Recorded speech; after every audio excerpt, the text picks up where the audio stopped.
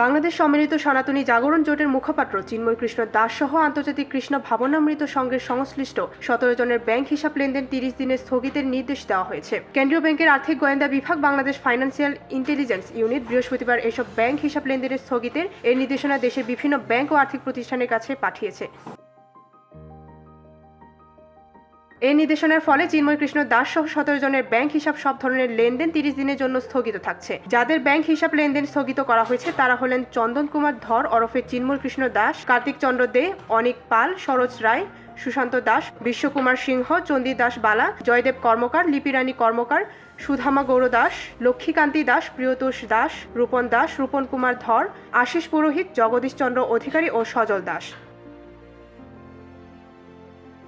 হিসাব জব্দ করা ব্যক্তিদের নামে ব্যক্তি মালিকানা ব্যবসায়িক প্রতিষ্ঠানের অ্যাকাউন্ট স্থগিত থাকবে। আগামী 30 দিন এসব হিসাবে কোনো ধরনের লেনদেন করতে পারবে না। প্রয়োজনে লেনদেন স্থগিত করার সময় বাড়ানো হবে।